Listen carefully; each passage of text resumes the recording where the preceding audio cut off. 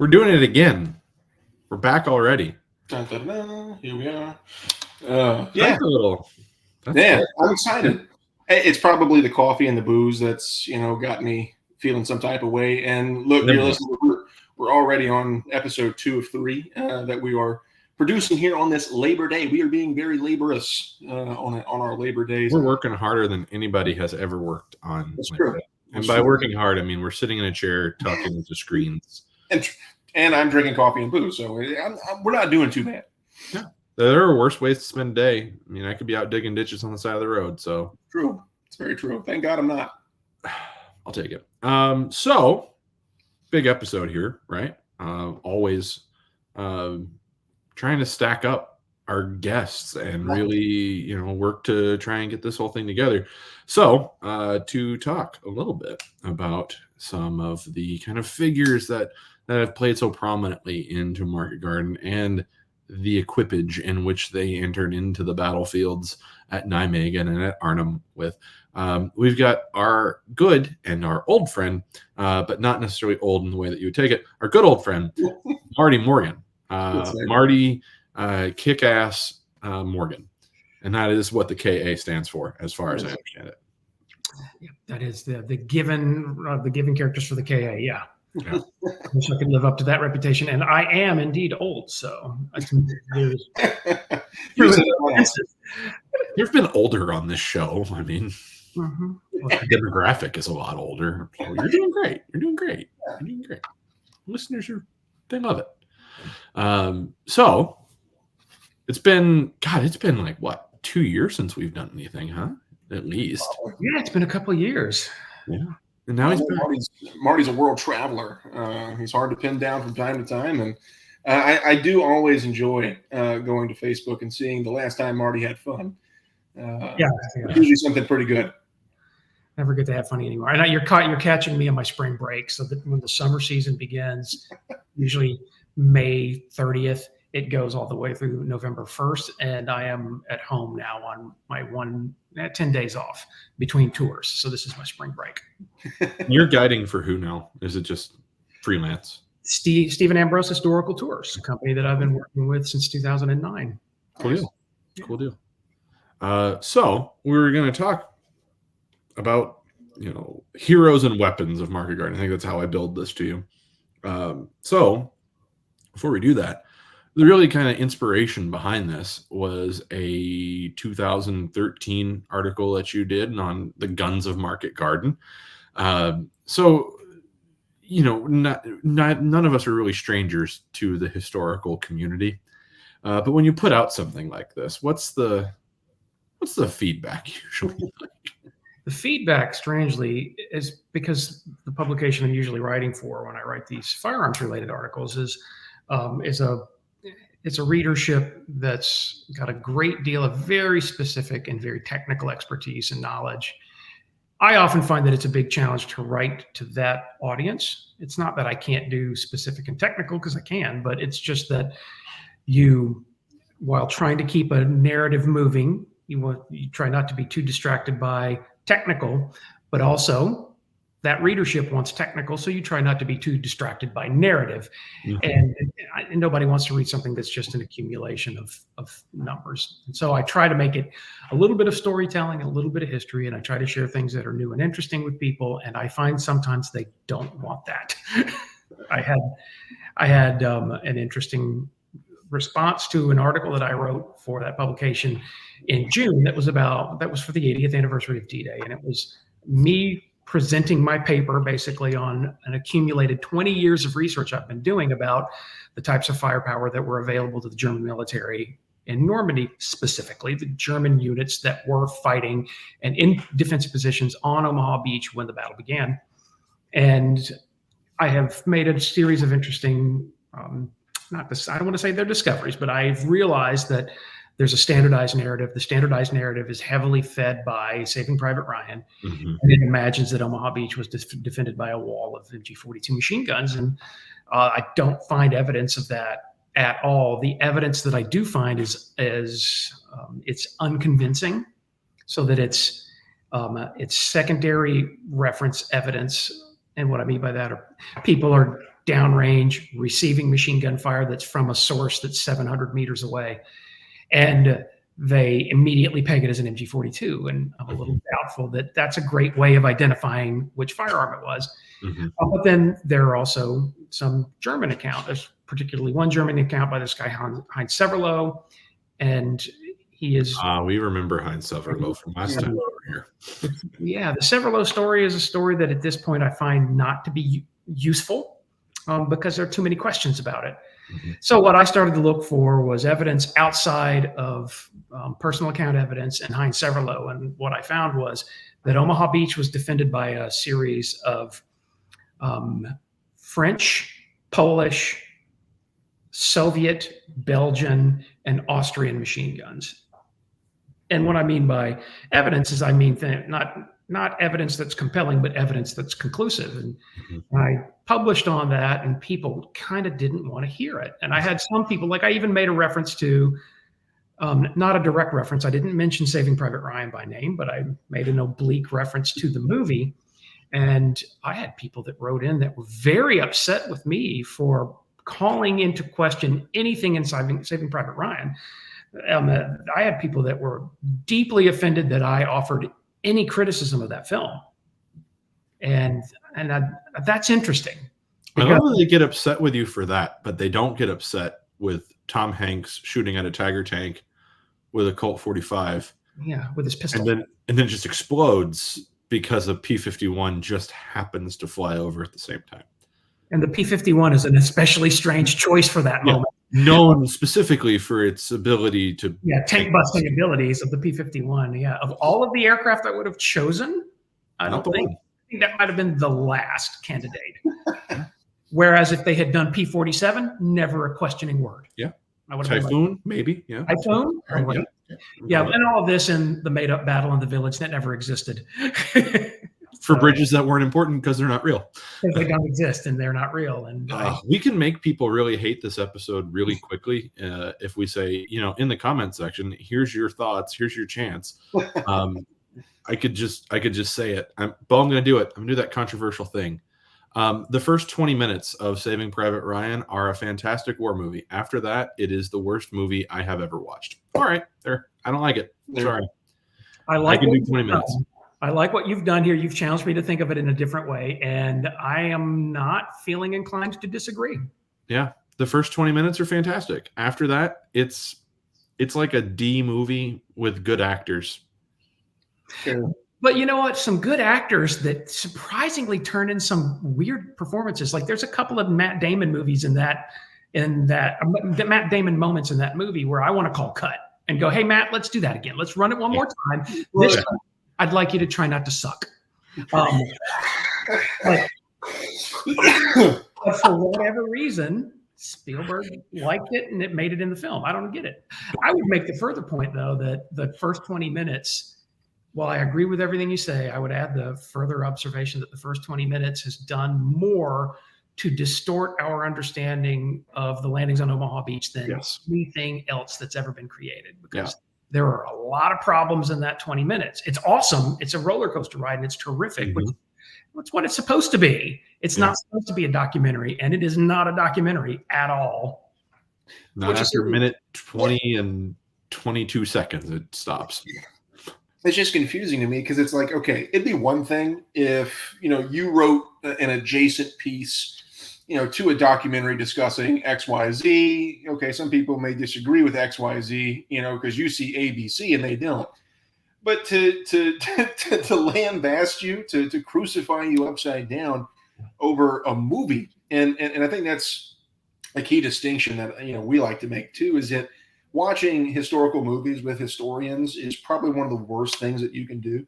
I wouldn't watch a movie with Marty. I don't think I could do it. Without a doubt. It kills me because when I watch these movies, I totally step back from all of that, just take it in. And then it never fails. Somebody will come to me and go, "So what did you think?" And I'll be like, "Oh, it was a cool movie." And they're like, "Well, what, how accurate was it?" Like when I worked on Call of Duty, I found that nobody on my production team, when we were working on Call of Duty World War II that released in November 2017, I found all of my bosses at the studio watched that opening 20 minutes, and that is all the research that they did. Mm-hmm. And so we had a beta level in the game that was Omaha Beach, where they basically built the big Death Star bunker that never existed and doesn't exist anywhere on planet Earth. That they built that into the game environment. They long lost Widerstandsnester 150. Exactly. The imaginary, the novel that was created in terms of a Widerstandsnest. They even put in the flip over obstacles, the timber obstacles backwards, which is how you're in Saving Private Ryan. Nice. They had every other guy with a flamethrower, whereas there was absolutely no use whatsoever of a flamethrower on Omaha Beach on Tuesday, June 6, 1944. So they built Saving Private Ryan. Yeah. And that then turned the discussion into like, well, I was like, oh, there's kind of a lot wrong here. They were very proud of how authentic their level was. And then I had to tell them, like, that you can't use Saving Private Ryan if you want authentic. You can make a decision to go ahead and make it fun and dynamic because that's all they cared about. But it's not going to be historically accurate. Whereas the strange thing I find too is that, like, I just don't find myself coughing up those criticisms of my favorite World War II movie of them all, which is A Bridge Too Far. I love how you segued us back to Market Garden. We were just talking about it. And you know what's great is that seems to be a universal opinion. Is that I think, Bo, I have no problem telling you it's my favorite. It's my favorite Second World War movie. I don't think that there's another one that comes close to it in my mind. 12 O'Clock High is probably number 2. Market Garden or Bridge Too Far is probably number 1. And I guess maybe in third place is Theirs Is the Glory. You know, it's all the same kind of themes, right? But it's the movie, right, that gets us the great lines like bring up the Piat. Right. And so that becomes like that's the thing, right? You think about the Julian Cook scenes, like what's another effective use for an M1 Garand? A paddle with a great oar. But that's done a lot to further our understanding, or at least as we learned with Joe in our recording that'll come out after this one, it's also distorted our understanding a great deal. But let's talk about Market Garden. That's why we're here. This is what the anniversary series is all about. So who are some of the figures that you want to jump in with? Well, I think my favorite figure from Market Garden is the commander of the 82nd Airborne Division, James Maurice Gavin. Gavin is an interesting figure because he, as a U.S. Army, he'd been in the United States Army for 12 years before the war began. He was particularly well-motivated and effective commander who begins the war. Yeah, he stays a battalion commander, quickly regimental commander, then eventually becomes the youngest division commander of an airborne unit in the Second World War. Mm-hmm. And he also is a thoughtful enough reporter on events that his memoir, On to Berlin, I find to be an extremely useful book. I find, like, because you guys know the work that I do with leading tours for half a year every year. And it's something that I've been doing for over 20 years now. Every tour they ask me for a list, like a reading list. And I produced it's more like a bibliography than a reading list. I have produced this list of books for each tour that I lead that is basically presenting the reference material that I'm presenting on the course of the tour.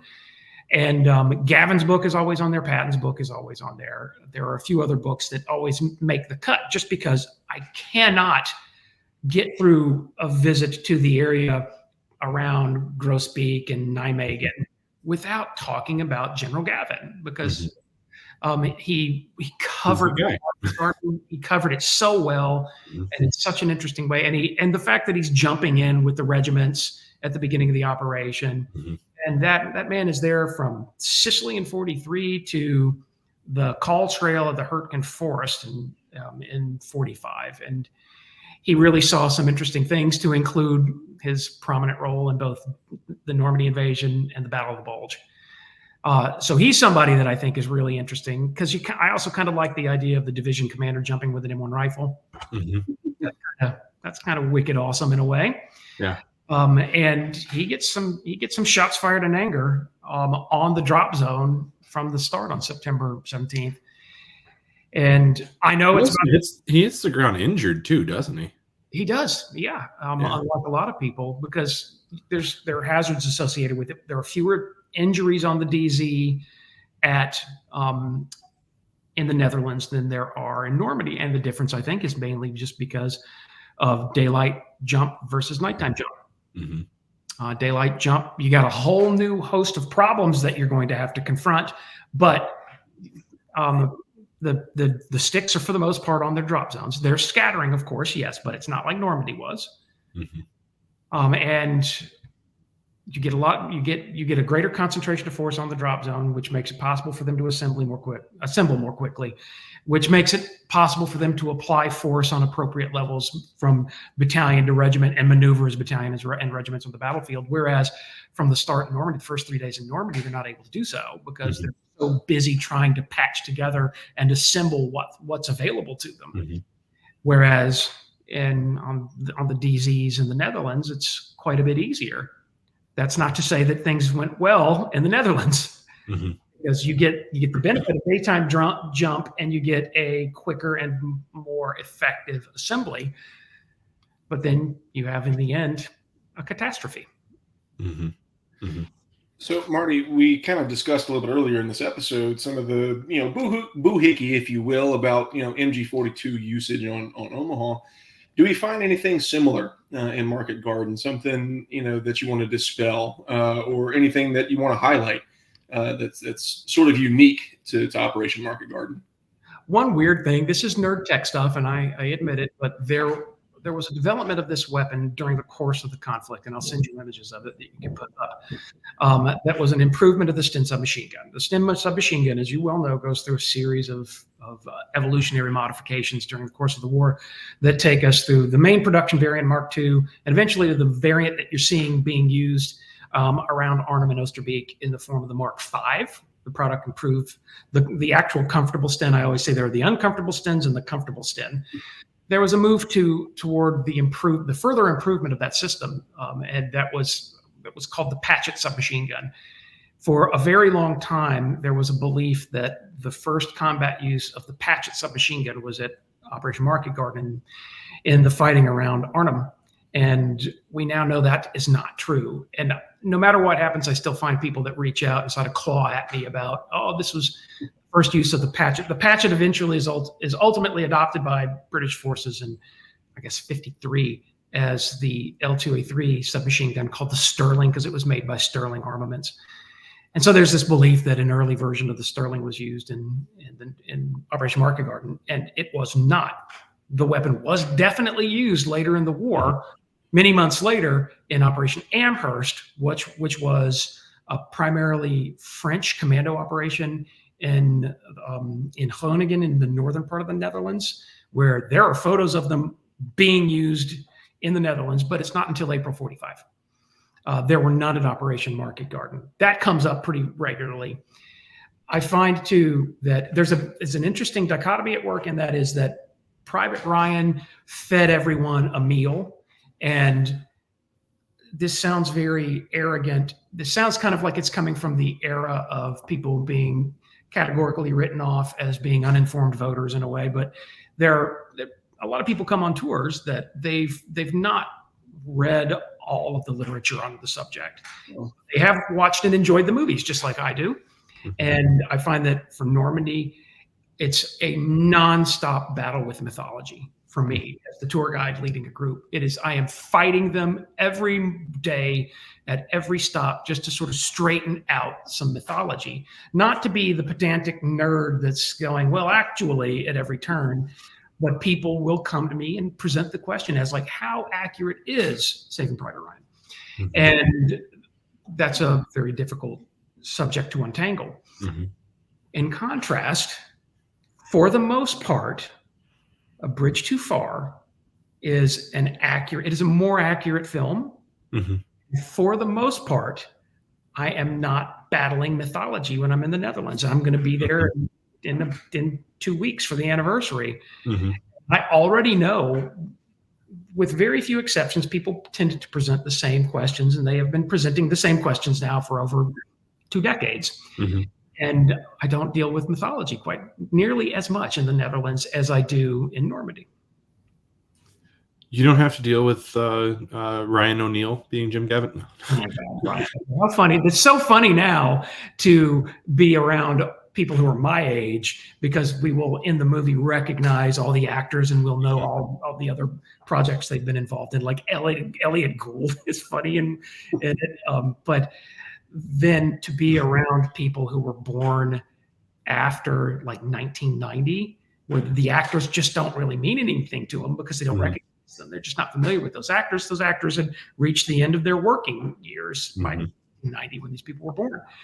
And I'll try to go, you got to understand this guy, for him to show up in the movie, that was a big crowd pleasing moment because he was a very well-known actor. And I can't stop loving that movie. It's got its problems and it's got a couple of big ones, but it's weird. It just doesn't present this overbaked mythology the way that Private Ryan does. And I think the result is that people are less packed full of the mythology because of the movie. And also it's a little bit less engaging. That might just be because Bridge Too Far is kind of old at this point. Private Ryan is not nearly as old. It's a little bit more familiar, but let's face it, there's a battery of war movies that the consuming public turns to, and Private Ryan, Bridge Too Far, and of course Band of Brothers, they turn to those, and I just deal with far less slaying the dragon of mythology with the Netherlands. And I think it's because the movie had a little bit deeper commitment to authenticity. I think that might just relate to the fact that when that movie was being produced, there were still a lot of veterans. All the main players were still alive. Yeah, John Frost was advising Anthony Hopkins on should he run or should he walk type of stuff. And how awesome is that? I mean, to me, it's hard to identify what was Anthony Hopkins' greatest role. Because, by the way, I watched a movie last week on the plane coming home that's called One Life. If you get a chance to watch it, it's hot. Holy God, it was an excellent movie. And his performance is fantastic. And I'm like, God, this man is still churning out solid gold. But he will never be. I know everyone thinks of Hannibal Lecter, but he is John Frost to me. Yeah. I can't not see him. There he is. And that's it. There he is. He's John That's Frost. Anthony Hopkins. He's immortalized forever by the bearded historian and homebrew history. Right. Is his signature line in that movie.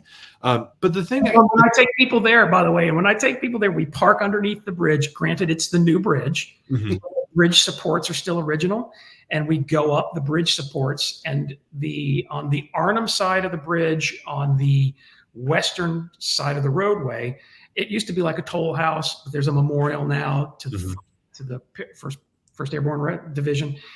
And I take them up there and I show them the memorial, and then I'll say, let's just walk across the bridge. And we'll walk across, because I'm always having a discussion with them about that's what the Netherlands always is what could have been done differently to turn this into a success. Yeah.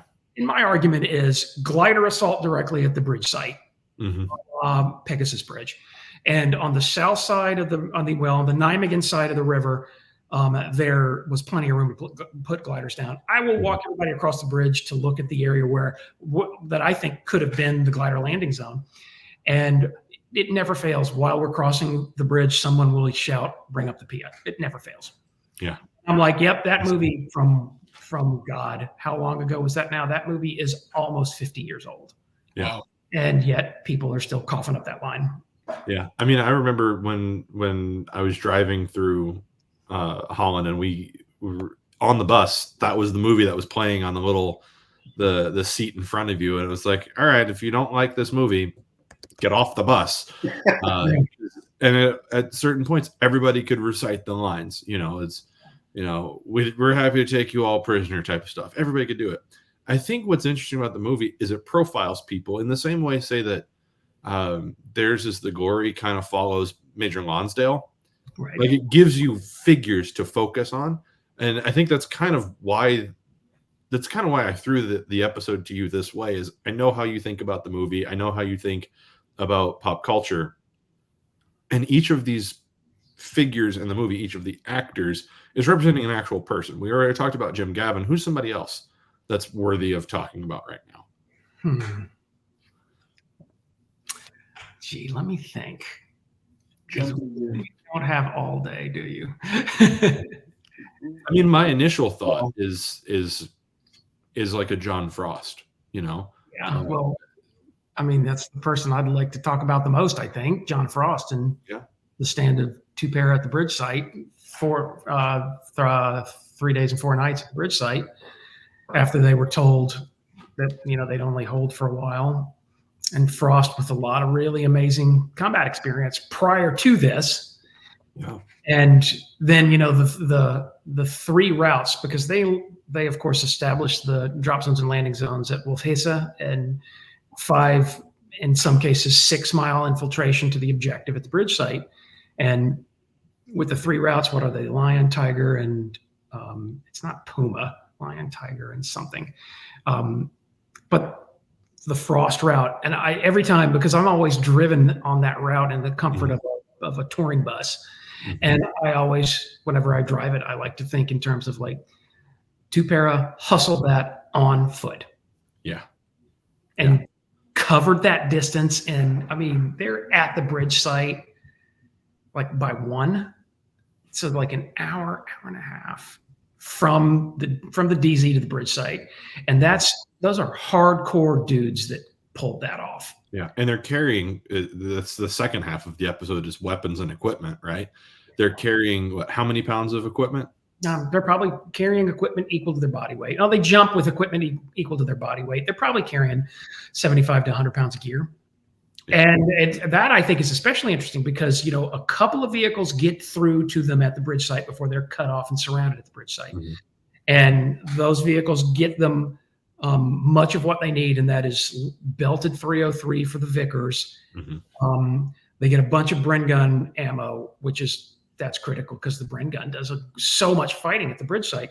But the most important thing is that they get them Piat bombs. And they hold that bridge site. Oh my God, you have one. Look at that. Perfect. Yeah. There you go. 3D rendition. And in that, you're seeing what I believe is the most important weapon of Operation Market Garden. Because the point at which 2-para at the bridge site has to give up is the point at which they run out of Piat bombs. Because small arms fire is not going to stop armor.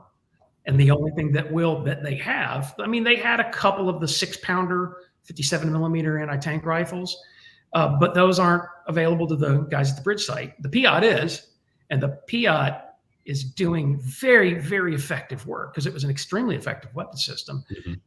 And everything they could have, and that kills me, is those people were so tough, so hardcore, so dedicated that they could have held on.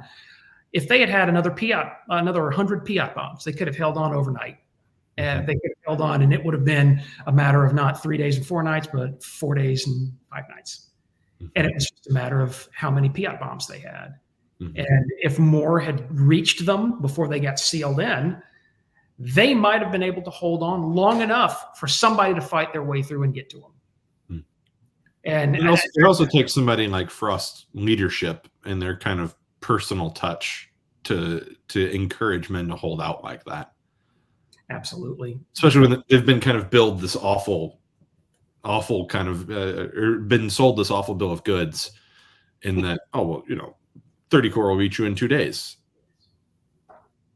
What could possibly go wrong? Yeah. They're coming on one road, and there's 20,000 vehicles, and nothing. It is also dependent on all the other airborne players securing their objectives. And the enemy is there in far greater strength than anticipated. Yeah. And that's the thing. That's the terrible reconnaissance that goes into it too. Yeah. Well, the wild thing is, that's a question I frequently get when I take people there, and I know I'm going to get in 2 weeks when I'm there. And that is like, why is it that they just didn't believe the Dutch underground as it was getting intel out about 9th and 10th SS? And there's a very good reason for it. And that is there had been so many underground networks that had been infiltrated by German forces and were deliberately sending us false information. There was an awareness of that, and that it had happened so many times by this point late in the war that anything that came from the underground was automatically suspect. And in this way, we can't blame intelligence analysts for being suspicious of this. Wait, no, you can't possibly launch this operation because the enemy there's 2 SS divisions in the Reichswald. You can't do this. You got to figure out something else to do. Doesn't that it sound exactly like what the Germans would want you to believe? Right. Particularly when prior to just weeks, not even weeks, days prior to this, the Germans were on the run in a full retreat. And Operation Market Garden sought to capitalize to the greatest extent possible on the circumstances created by that withdrawal. And then suddenly you get blindsided by this information of, no, 2 additional divisions are here. It's a terrible idea. Don't come here. I can understand why they would be slightly suspicious of that. And on the basis of that, they discard that intelligence information and proceed with the operation, and it produces this great catastrophe. And that's a frustrating thing. And that might partially be why it's such a love song that we still can't live without. I think that's why that movie, I hate to turn it back to movie and pop culture, but I think that's why that was the right movie for that year, for calendar year 1977, 2 years after the evacuation of Saigon. Yeah. That's kind of the right story, I think, for an audience of like, look, despite the best laid plans of men, that the circumstances are beyond your control. And what does it lead us to? It leads us to all this unnecessary death and suffering. The movie, as much as I love it, it does play up the lions being led by donkeys theme to an extent, which I don't think it deserves. I don't think the real Market Garden deserves that quite so much. Yeah. It was a legitimate operation that was worth a punt, Hell yeah, it was. At a time when, and trust me, I fight this on each and every tour, even if it's not in Europe, even on the Pacific tours, I end up going, well, Patton actually blah, blah, blah. We end up fighting about Patton no matter where we are in the world. And I also get, no matter where I am in the world, Americans who like to take a shot at Field Marshal Montgomery. And that is typically under the circumstances of, oh, look at his failure to take Caen. Yeah, well, he was also dealing with 2 pretty mean SS divisions that we weren't dealing with. And he also didn't plan to take Caen in 2 days. That was just a nice, lofty objective to give his men something to aim towards. Right. That was sort of a motivation thing. And they really love to take shots at Montgomery about Operation Market Garden. And I always have to, because I'm a big Montgomery defender, I'm a big kind of a Montgomery fan, and I tend to push back on that by saying, you love George Patton when he's bold and daring, but when Bernard Montgomery does it, you don't love it. And the George Patton that we were presented by the movie is the George Patton who never fails. Right. The movie conveniently skips over George Patton's failures in combat. And the movie version of Montgomery that we get in both Patton and A Bridge Too Far is calling attention to failures of Montgomery's leadership or failures of plans that were his birth child. And I get it under those circumstances of the autumn of 1944. It was, as you, I think, best put it, punt the football. Let's get this guy. Let's take a wild stab at making something great happen. Yeah. And it just turned out the enemy had a lot more fight in him than we expected. Marty, it seems like this is quite a sexy story to tell. And it seems that the sexier a topic is, maybe the more myth that's behind it, because I don't think there's anybody questioning sort of the takeaways from D-Day, from Operation Overlord. Obviously, it's a major success. It's the largest amphibious operation. And then there's Market Garden, and there's sort of debates on the success rate, so to speak, of Market Garden, whether it be a 90% success, or as we just talked with Joe Hook, talk about maybe 75%. And so it's sort of debatable. And do you think that sort of falls into our understanding of Market Garden, of why it's not as sexy as D-Day, so to speak? I think you're right. And we're about to have a really cool psychosocial experiment. It's barely 2 weeks away. And that psychosocial experiment is going to be, there was kind of a lot of coverage of the 80th anniversary of D-Day. I was there at the cemetery on June 6th earlier this year. And every major news reporting agency, including Al Jazeera, was there. My estimate is that we will see barely anything about the 80th anniversary of Operation Market Garden. I'm sure there's going to be some news agency that's going to throw a story up. So there's going to be some there that are covering the story, but it just does not capture popular opinion the way that D-Day does. And part of me has to question, is D-Day the more popular subject because of the way that it's been served to us now for 80 years? Or is it the more popular subject because it was the broadness of the 12-member nation coalition that came together in one great operation, one very complicated operation to achieve final victory? What people tend to do for D-Day is they tend to talk about June 6th, and then they don't talk about the 99 days that followed it, that lead to Paris. They tend to do June 6th and then August 25th, liberation of Paris, and everything in between when the enemy got in there and slapped us around really hard. And details, exactly. Why trifle with these details? And I believe there may even be a prejudice toward the triumphalist narrative, the idea of we all came together, the plan went all wrong. Here's D-Day. Here's everything else. Everything else, exactly. That's a perfect way of illustrating it. And there, in terms of narrative, there's a continuity with the D-Day story, so long as you stick to June 6th only and then liberation of Paris. There's a great continuity in there, and then you can just sort of gloss over everything else by going, oh, and there's public enemy number one in terms of creating that narrative. I can't say that because I worked for Dr. Ambrose for the last 2 years of his life, and he was a good historian, and I think he was as good an historian as you could be in the analog era. And the thing that I'm finding to be really rewarding and interesting is to live long enough into the digital era, because I was born in the analog era and I was around Ambrose during the last 2 years of his life. And I'm watching now the way that we understand subjects in a much better light than he understood them. It's simply because of these devices that we have now that he didn't have. They were around when he was, approaching his 70th birthday, and they weren't anything like they are now, but like the COVID lockdown, I had 3 major research breakthroughs during the COVID lockdown, sitting on that sofa in my underwear with my laptop going, Eureka, look at what I've discovered here in these documents that I scanned 5 years ago that I never would have had a chance to look at if it weren't for COVID. And Ambrose didn't exist in that world. And Ambrose did what he could, and he was great for his era. And I still respect all the work that he did.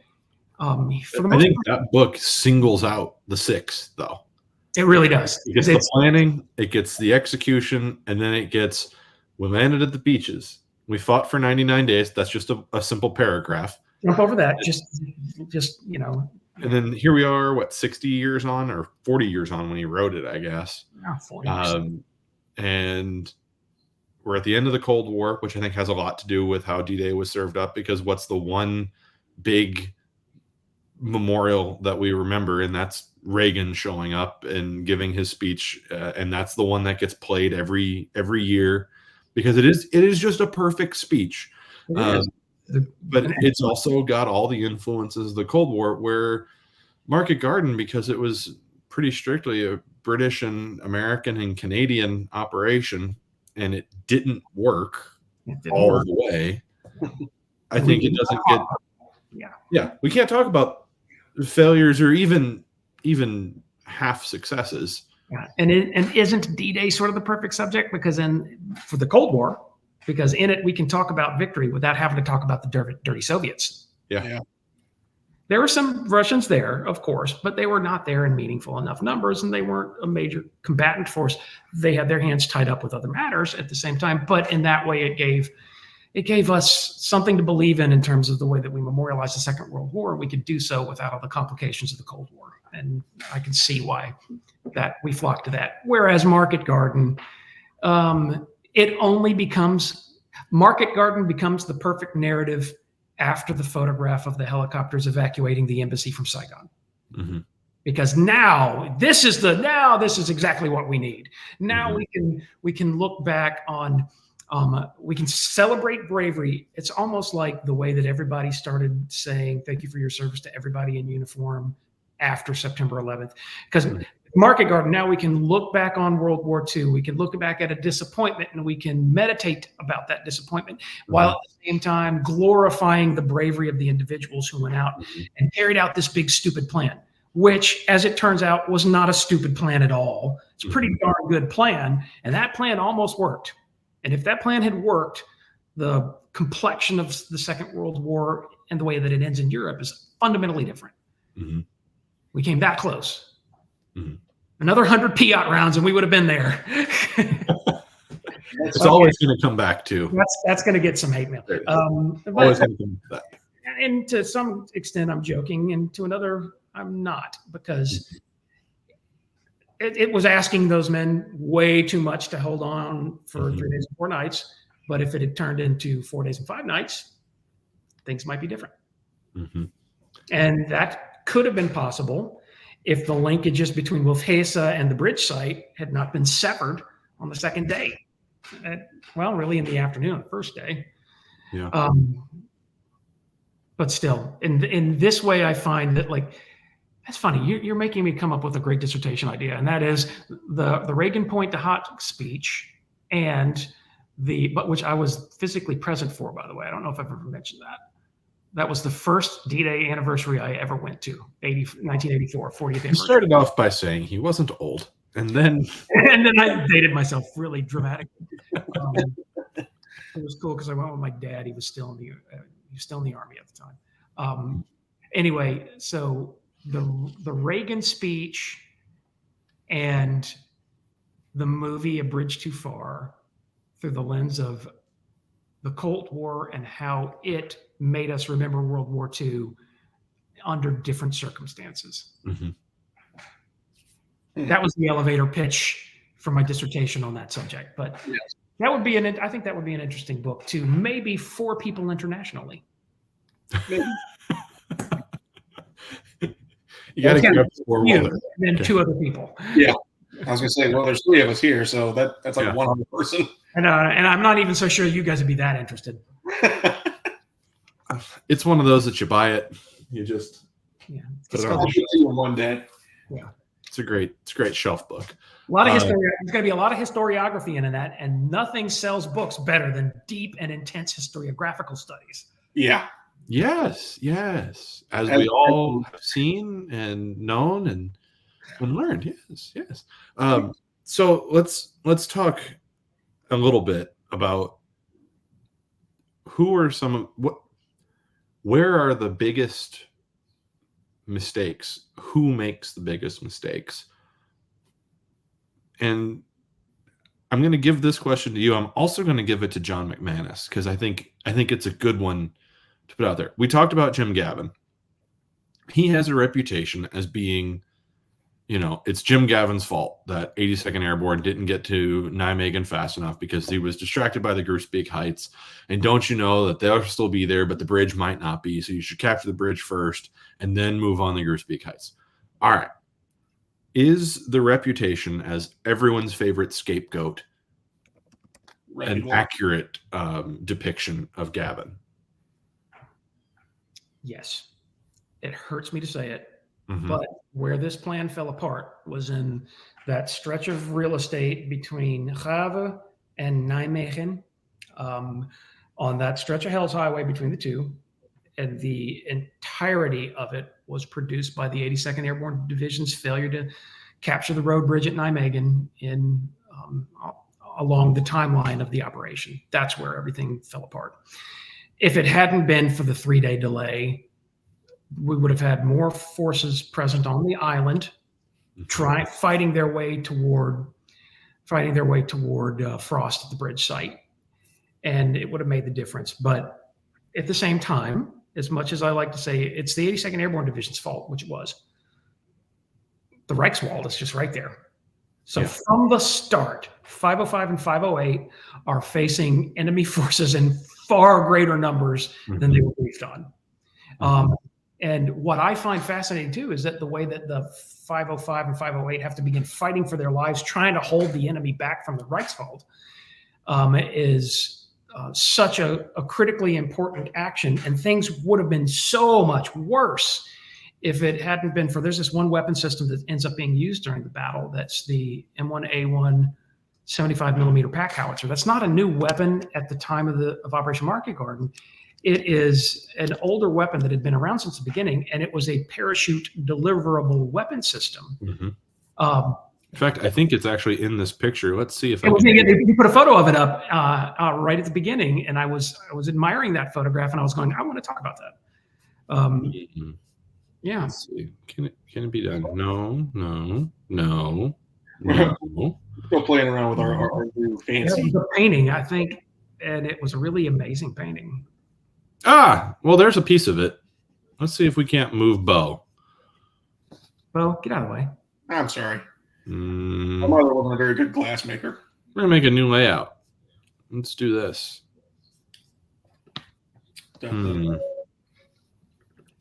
Well, you can see the muzzle of it right there. Yeah, and you know what? That's good enough. There you go. There you go. For purposes of this conversation, that's there. Be sufficient. Well, I could actually probably remove everybody from the stage and show it and then bring us all back. But let's just keep going because it's a really cool weapon in that it's basically the 105 shrunk down and it's a smaller barrel. So now you've got a 75 as opposed to the 105. So it's a little bit lighter. Right. And it gives me an opportunity to bring up a really great book in that there is a book that discusses one of the battalions that bring that weapon to the drop zone near Grosbeek, and it's the 376th Parachute Field Artillery Battalion. And the reason I'm mentioning them is simply because the enemy is present in greater numbers than expected. The 505 and the 508 fight for their lives to hold the enemy back away from the drop zones so that they could continue being replenished in the days that followed September 17th. And one of the weapon systems that contributes significantly to that is the M1A1 75 millimeter pack howitzer on the M8 airborne carriage, where the weapon could be broken down, loaded into drop canisters, or they were actually just made of plywood or drop boxes. And the pieces of the weapon could be parachute delivered to a drop zone and then assembled on the drop zone to begin delivering fire. And that occurs during the operation with 376 Parachute Field Artillery Battalion. And what they do is pretty incredible. And so, in that during the first 24 hours on the drop zone in the Netherlands, they fire 315 rounds of 75 millimeter high explosive in support of the 505 and 508 defending the drop zones. And if they had gone to the Netherlands without that ability, the enemy would have had a much greater advantage in terms of overrunning that drop zone. I'm not saying that it was the 75 millimeter pack howitzer that saved the day, but it certainly contributed to holding the enemy back. And the way that they get them to the drop zone is pretty spectacular in that they come down, and when they were air delivered, the components of the weapon were all they were all under separate, I think it's 9 separate packs, parapacks that they would drop out of the aircraft. They were all attached by strings so that the parapacks didn't drift apart as they descended toward the drop zone, so that the crew could quickly move to them, unpack everything, assemble the weapon on the drop zone, and begin firing. You had a crew that was delivering 75 millimeter fire 18 minutes after jumping. Wow. Which is pretty incredible. And you had a crew that ended up on the far edge of the drop zone. They needed, of course, the weapons firing independently and separately, they're not that useful. They have to fire in battery. And so there was one crew that once they got their weapon unpacked and reassembled, they could hear the rest of the battalion firing on the other side of the drop zone, and they manhandled that gun 1,000 meters across the drop zone so that they could join it with the other weapons to begin delivering fire missions. I think that's pretty incredible. And it was so incredible that Gavin spoke about it extensively in the book. So that's one of Gavin's big successes, is that he actually does include artillery in his drops, whereas the 101st doesn't. Yeah. And I know I'm trying to backpedal away from saying 75 millimeter pack howitzer saved the day, but if they'd not been there, bad guy would have been all over those drop zones on the first day. So maybe they did. And maybe things could have been far worse if that one weapon system wasn't included at the phase of the drop. I think the image you showed is one being delivered by a glider. So there were glider field artillery regiments, or glider field artillery battalions. They got there and they put weapons on the drop zone as well. But that was a slightly more difficult task. They're assembled, or not assembled, but they're moved into battery and ready to fire under a greater delay. Whereas 376 Parachute Field Artillery has guns blazing within 20 minutes of landing. Mm-hmm. And that's kind of hard to argue with. They will ultimately have a battalion history, and it's one of the coolest battalion histories I've ever read. And it's because their code name within the division was Circle. So Circle stood for 376 Parachute Artillery Battalion. And, the area around Overasselt and Groesbeek, they call that, the Dutch call that area Klein Amerika, or Little America, and it's because the fields are unusually big there. They're like big fields in America. And so that area is known as Little America. And so the 376 wrote their book, and it has the most stone cold badass name of a book ever. And it's called Circle in the Fields of Little America. And that's one of the coolest books I've ever read. It's very hard to find. And that's the kind of book that I sort of lament the fact that there was an era when there were still a bunch of veterans alive who one veteran compiled personal accounts from the other guys, and then they turned it into a self-published battalion history. And I guess that was in the 60s, maybe, I don't know, it was in the 50s, maybe 60s. And that book provides this amazing documentation of what one battalion did during the battle. And I think that their role is pivotal. And that's a book that cannot be found now. And I lament the fact that that sort of thing, even in the digital era, we don't have easy access to stuff like that until one of these days I get off my lazy butt and go in there and scan every page of it and put it up on the internet, because I don't think there's a copyright issue for that anymore. But maybe then that will make the book vastly more available to the reading public in the future, hopefully, so that they use it to work toward their more sophisticated understanding of what happened in Operation Market Garden. I'm going to throw another weapon system at you, because I just thought of it while we're sitting here, and I'm thinking about manhandling guns. I'm thinking about dropping them from the sky and unloading them by glider. The British 6-pound anti-tank gun. It's funny. A buddy of mine published a book about 80th anti-aircraft automatic weapons, or not 80th anti-aircraft automatic, 80th anti-aircraft anti-tank battalion. Just published a book. And that's, of course, their primary weapon system. And that was an extremely useful weapon throughout the Second World War, especially in Operation Market Garden, because for all of the ways that it's overlooked in terms of tank killing capabilities, that thing packed enough punch to deal with most of what you were going to encounter. Because what you were not likely to encounter the big three: Tiger, King Tiger, Panther. Likely not to encounter those three. What you are likely to encounter is Mark III, Mark IV, Stug 3, Stug 4. And if that's what you're going to encounter, the 6-pounder was going to carve those things up. The 6-pounder is an extremely effective weapon system against those weapons. Like if you consider the 80th, what did I call it a minute ago? 80th Anti-Aircraft Anti-Tank Battalion. They were set up north of St. Mary-Glise in Normandy when the big the big assault gun attack came towards St. Mary-Glise on June 7th. And those were 6-pounders that stopped it. And, there's this one famous photograph that shows it's a Stug 4, and it's got two nice, neat little 57 millimeter holes right in the transfer case where they popped it twice, and it completed the projectile completed a full penetration of that casting, and that's a thick casting, and that thing punched it and knocked that vehicle out.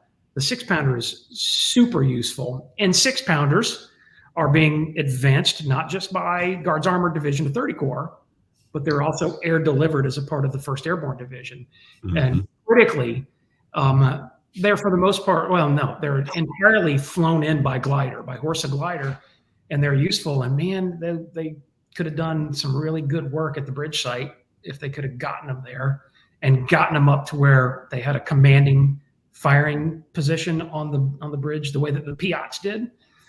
But that's an overlooked weapon system that made a huge contribution in the Second World War.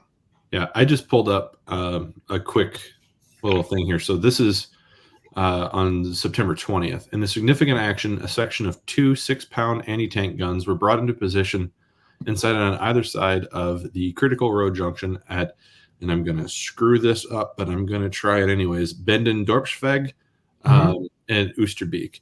Yeah. On 20 September, a coordinated major German attack was mounted on the aforementioned Dutch name toward the positions of the 2nd Battalion Staffordshire Regiment Air Landing.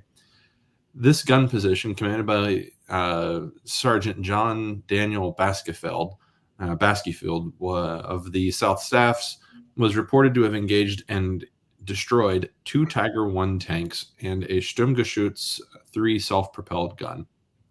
Subsequent extended in-depth research has concluded that it was probably 3 Stugs, hardly a small feat, though. Although badly wounded in the leg with his entire gun crew and his entire gun crew killed or badly wounded, and his 6-pounder put out of action, he crawled across the road to the other still operable gun whose crew had been killed and single-handedly engaged and destroyed another Stug 3. While reloading, his position sustained a direct hit from another German armored vehicle, and Baskerville was killed. He was posthumously awarded the Victoria Cross. So even if they're overlooked, there's still these moments where men have to go out there and do incredibly audacious and brave things using those weapon systems to try and prevent, it's those steel not flesh thing, to try and prevent their comrades being chewed up uselessly or senselessly. It's that weapon that allows that to happen. Yeah, and he is defending the divisional command post. Mm-hmm. And it's not like that is some far-flung attack against a distant part of the line, but that's General Urquhart's command post at the Hotel Hartenstein in Oosterbeek, and that's really close. They got close. Mm-hmm. They weren't Tiger I's, but whatever. Yeah. Nevertheless, the 6. Well, every Panzer looks like a Tiger. I mean, come on. Machine guns are 42. Every artillery piece is an 88, and every tank is a Tiger. But he popped them, by God, and that's some serious VC hardcore goodness right there. It shows you that weapons system was really quite good, which is why it's around even late war. It's there at the beginning of the war. It's there late war too. We used it. They used it. It's a great gun. You see a lot being towed behind vehicles of Guards Armored Division. Yeah. And when they put 6 and 8 and 12 of those in a position all together, you can't get close to a position like that. If you want to ride in a vehicle, you got to dismount. Otherwise, you're just going to get hit. Mm-hmm. Those weapons were so good. I think there's this boyish tendency to admire German firepower. And the more I look at it, the more I think that the weapons and equipment that we sent with our troops into combat, they were every bit as good. I think you and I even talked about that in one of the videos that we shot. Is like, you put an MP40 in my hand and I shot it and I was like, that's cool. I mean, I guess that's neat. And then you gave me the Sten and I was like, oh, okay. Yeah, this is great. Yeah, great. It's like, I don't know if I've ever shared this with you, but there was a Dr. Ambrose Dr. Ambrose was not a firearms person, and I get it. He was a college professor. They're different things. And Ambrose had a Sten gun quote in the book Pegasus Bridge, wherein he said the following. He starts a paragraph by saying, the basic weapons of the glider platoon of 30 men included the Enfield .303 rifle, the Sten carbine, the Bren light machine gun, 2-inch and 3-inch mortars, and the Piat. The Enfield was the old reliable British rifle. Period. End of sentence. End of thought. Okay, whatever. 1 or 2 men in each squad were snipers equipped with a telescopic sight for their rifle. That's not true, but whatever. And then he said, this is the solid gold quote of them all. He says, the Sten was a 9mm submachine gun that reflected Britain's inability to produce quality weapons for their troops. I read that and I was like, what planet are you on? And what are you smoking? Because there's absolutely nothing wrong with the Sten submachine gun. Mm-hmm. If anything can be said, that is that the double stack single feed magazine system was periodic. It was difficult to load and prone to a stoppage. If you're going to experience a stoppage, it's the magazine's fault, not the gun's fault. The Sten is an excellent firearm in every way. And I don't understand people that continue to want to kind of badmouth it. When Ambrose was still alive, I remember I asked him about it at one point, and I was like, you want to go shoot a Sten? I've got one. We'll go shoot it. And we never managed to do that, but he was very responsive to me going, actually, the Sten's not as bad as it sounds. Mm-hmm. And there's a tendency, I think, in personal accounts to David and Goliath, the situation, to make it go, oh, they gave us this junky Sten gun, and it was nothing compared to these awesome weapons the Germans had, but we still kicked their asses. And that's kind of the tone it takes. And it's disingenuous because I know absolutely nothing wrong with a Sten gun. I know all three of us have seen this. Marty, you work there. I grew up there, basically.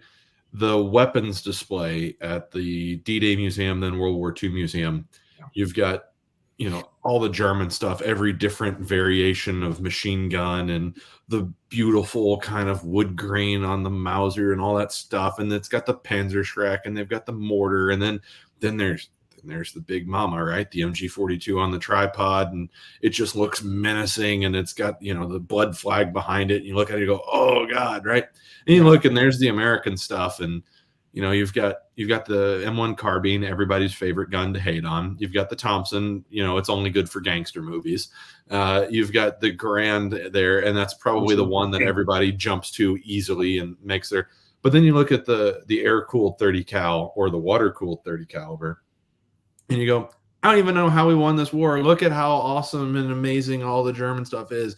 Oh, I can't believe that we sent men off to fight with this stuff. It's like the weapons that we were producing and sending into the field in the United States and in Great Britain were vastly superior.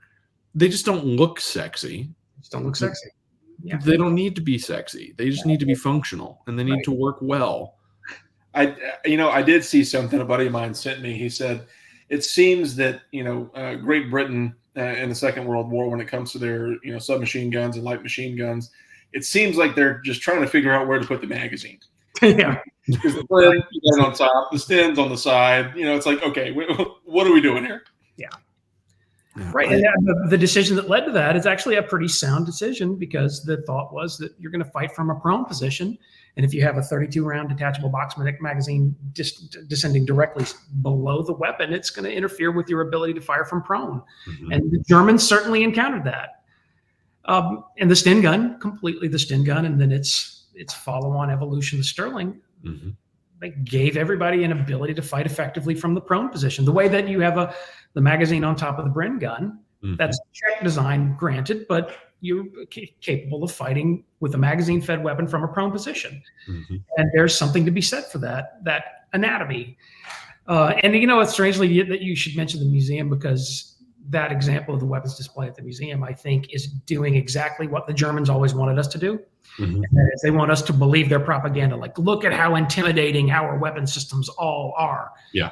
And yours just don't have the sex appeal, because they're part of an industrial design from a previous generation. They're World War I designs that were modified and remained in service. But like the American machine guns, my God, John Browning designed those. There's absolutely nothing wrong with those weapon systems. Yeah. And the big new one for Operation Market Garden that's worth mentioning is the M1919A6, which is Browning air-cooled machine gun, made lighter and given a buttstock so that it can be fired from a prone position more effectively, rather than depending on the tripod. Yeah. That's used for it had been used before in the Italian campaign, but it's used on a widespread basis, especially in the 101st Airborne Division during Operation Market Garden. Marty, we've got like a couple minutes left. What other things do we have to talk about? Well, I would just say one last thought on weapon system is that it's fascinating. Market Garden is sort of the culmination of a bunch of new things, but also pulling a bunch of old things back in. So the pack howitzer is a great example of it. Had been around for a while, but it's used in a very innovative and effective way as an air deliverable system during Market Garden. You're seeing the successful use of the 1919 A6 light machine gun, which gives our troops, our machine gunners, greater mobility. You're also seeing some old stuff, like there's the famous photograph of Park Appler, who's a PFC&G Company 506, coming off of the DZ between Beest and Zoon on September 17th. And very well-known photo. Dutch civilians are greeting him as he's coming off the DZ. And he's carrying the 1903 rifle with the rifle grenade launcher. And I think it's fascinating because it provides a powerful indication of American industrial production, which is often imagined as being inexhaustible. It had its limits, and the limits were in we had big challenges in producing the M1 rifle in sufficient numbers, and we were years before we adopted an effective rifle grenade launching system for the M1 rifle, and there were still so few. So we had plenty of M1s by 44. We just didn't have enough M7 rifle grenade launchers. So you don't see many of them in the Netherlands. But what you do see are people like Park Appler still carrying the 1903 rifle with the rifle grenade launcher. Why? Because that was there from the start of the war. And so that's all produced under pre-war production circumstances. And we scramble once the war started to realize effective mass production of the M1 rifle. And then we scrambled to come up with a decent rifle grenade system to fit onto it. We don't have it until 43. And then by the time 44 rolls around, we don't have enough of these rifle grenade launchers. We've solved most of the production problems with the M1. There's still such a shortage of rifle grenade launchers that troops are jumping into the Netherlands in September of 44 with the old 1903 rifle. Makes sense. Well, let's do some boohickey. Yeah. So, Marty, there's all kinds of, boohickey when it comes to the Second World War. And I was actually, you'd actually be proud. There's a sort of I don't know, internet famous historian who took to TikTok to advance the Heinz Servalo myth, and really jumping into the beast of Omaha. And I'm like, it's funny you should bring him up because I have a good friend of mine who would like, several words with you to dispel this whole myth. But is there something similar in Market Garden, something that you absolutely have to dispel, that's something that's just absolutely ridiculous? Yes, and it's a scene in the movie. Keep in mind, I love this movie more than any other World War II movie.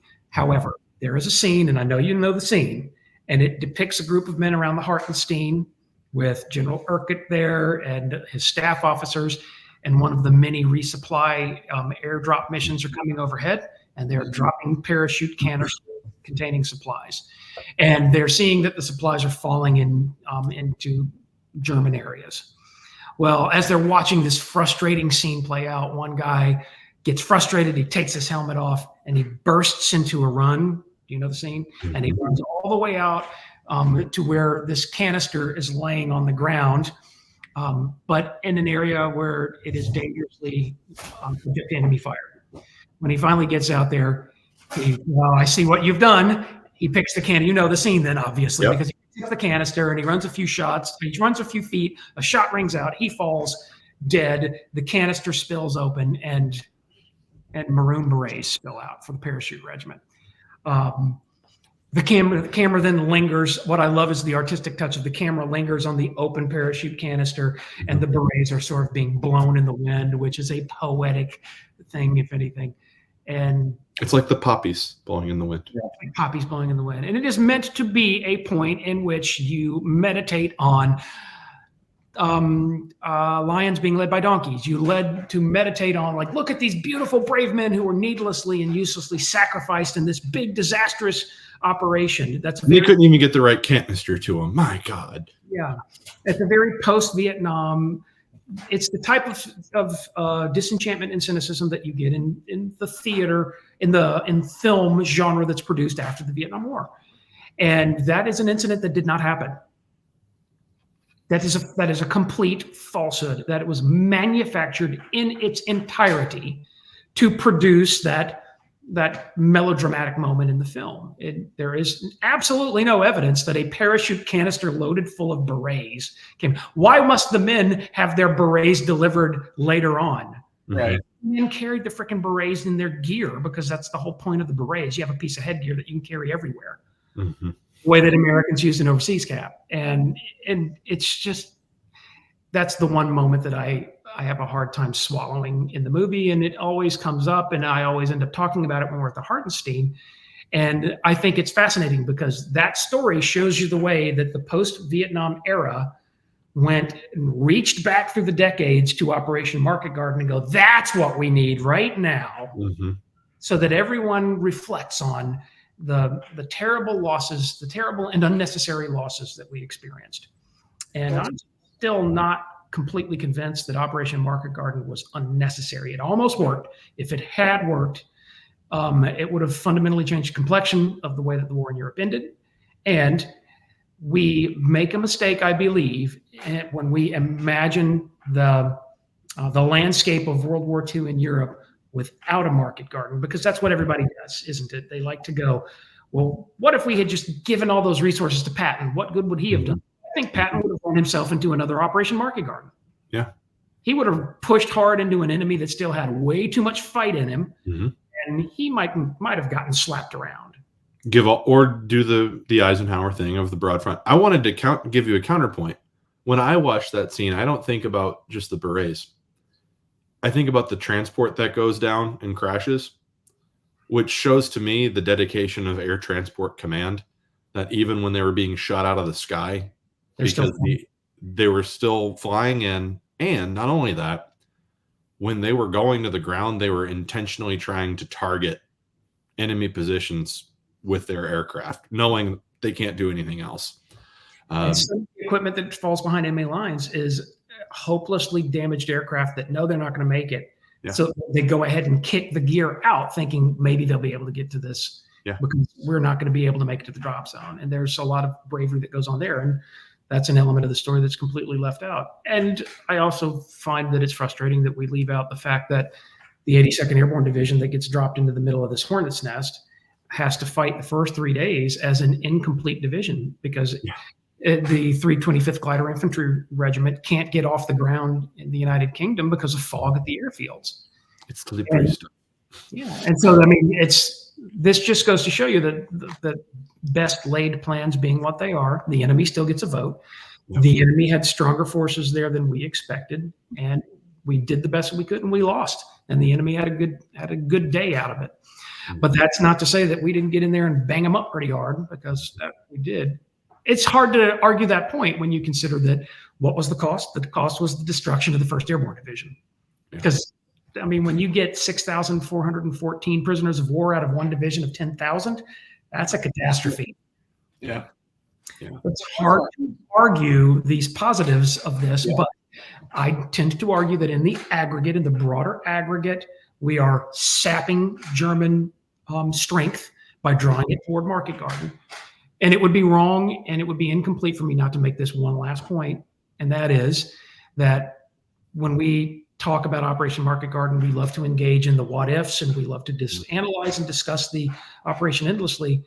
And I find that that often leads me to overlook the fact that the circumstances of the way that the war shifted the fighting of Operation Market Garden shifted the focus of the way that the Germans distributed everything in the occupied Netherlands.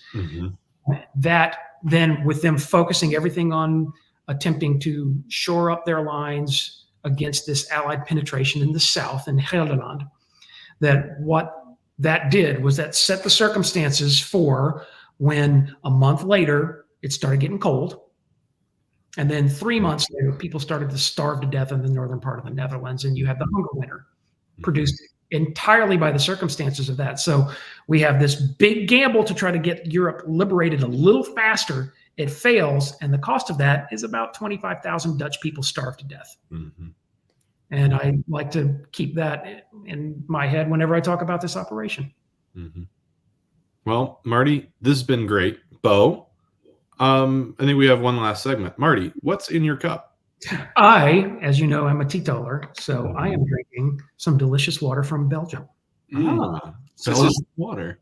Yeah. This is Marty is sponsored by Crown Royal. When it's hydrated, he's the hydration guy. Bo, how about yourself? Man, so we've done that thing where we talk ad nauseum about something, and we started this recording in the morning. And it is now past noon, so technically I have to count this drink now. But I had to refill my bourbon in my coffee, and it's making me sweat just a little bit, but it's perfect. Sparkling water and lemonade today. I gotta go to the store. Okay, I gotta drive. I gotta go to Kroger. This is not very hungry, guys. Look, I'm just saying that. Did you hear Marty? I did hear it. I'm the only one that's drinking any alcohol here. Because see, here's the thing: is that alcoholism doesn't run in my family; it drives. Nice. You need a rim shot for that line, Bo. We need to have that queued up. That's gonna be one of the click and delivers. It is, but no, I'm very much interested in November doing some stuff with you and James if I can self-impose. No, of course. He's already imposed. Please, you would be most welcome to join us. We're going to have a lovely time. I have been stockpiling 303 ammunition for the Bren gun because I bet you have. I think James wants to shoot that first and foremost. Yeah, I can imagine. Yeah. Well, guys, you plan your weekend off the show. Let's get out of this recording, because now what we've got to do is turn around. We get a quick little boys' room visit, and then back in the saddle again for another recording, because I don't know how to schedule things efficiently. And when I schedule things, I schedule all of it all at the same time, and Bo hates me for it. So Marty, thank you. This has been a delight, and it's so great to see you back on Homebrew History. And thanks for this rolling roundabout way of getting all the way through the market, through the operation. This has been fantastic. And Bo, I almost forgot to do it this episode. I can't forget, because we might lose our sponsorship. Homebrew History is brought to you by Civil War Trails. Civil War Trails, the world's largest outdoor museum. Hit the road in Virginia, make your way into Maryland, up to Pennsylvania, and then make a detour all the way down to Tennessee. Check out all of those incredible signs, maps, images, stories about some of those lesser known figures in the American Civil War. I was just reading one while I was driving out to Virginia in McMinnville about a man who was an arch secessionist, wanted to secede, then didn't volunteer. And then along comes 1862. He's drafted, and he's discharged from the Army about 6 months after he's drafted because he got a serious case of hemorrhoids. Anyhow, and that made it all the way on to a Civil War Trails marker. And those are the types of stories that you too can read while you're out blazing a path and making some history of your own. Be sure to look out for Harry. That was good right there. That was a sponsorship. All right. Well, I did my duty to Homebrew History. Bo, you showed up and did your duty, and Marty came in and delivered some incredible points, and we got to talk about a movie. We got to talk about Saving Private Ryan, and little SPR action here and there. And we got to sing the praises of the Pac 75 and the 6-pound gun and the Piat. So there we go. Been a pleasure. Bo, take us out of here. Indeed. Well, folks, you've heard it here first and last. But this won't be the last time, because we'll have to have Marty on for the third or fourth round. But we hope to see him again very soon. Again, thank you, Marty, for joining us, and we'll see you guys next time.